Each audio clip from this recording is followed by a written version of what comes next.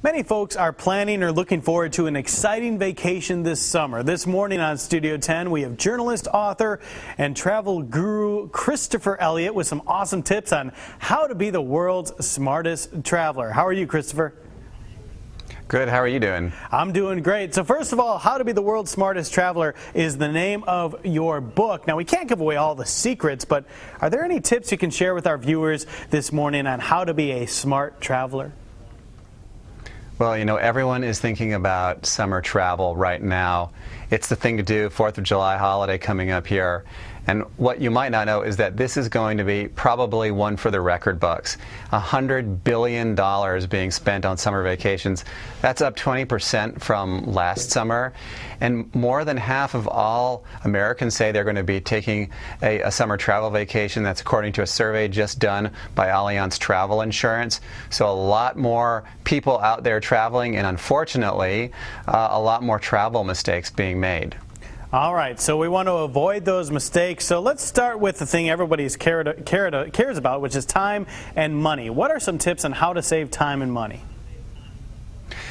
Well, it all goes back to really getting good advice. The survey talks about 4 out of 5 Americans taking advice from an online travel review site. Nothing wrong with those sites, except that you have to use a special, you have to pay special attention to the type of advice that you take and how you take it. And in my book, I mention that you really want to cast a very wide net when you're going to these online review sites. Don't just go to one, go to several if you can, and look for the advice to line up with, where one review is more or less agreeing with the other review. And then go offline also and talk to someone who's maybe a trusted travel agent or to a close friend who's been to a destination that you're considering. And if they all agree, then chances are you found a really good place to go on vacation. And what you don't want to do is go to one site, read one review, and make a booking decision based on that, because there's just going to be a world of hurt probably down the road for you. Well, you mentioned that word booking. When you are on travel sites and you are about to book, many ask you about travel insurance. What exactly is that, and is it worth it?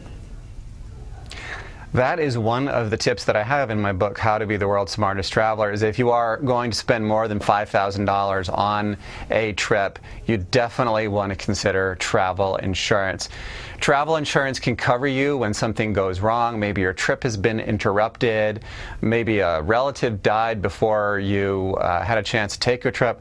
You file a claim and you get a refund for some or all of your trip. There's really 2 different types of travel insurance that you want to consider.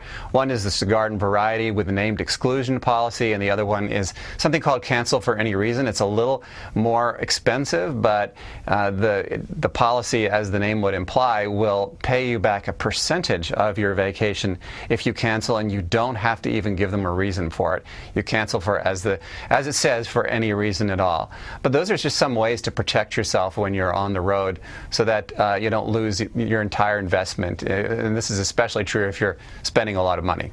Well, let's finish with a fun question then. What are some great travel spots this summer for families on a budget? Let's talk about some fun places. Well, okay.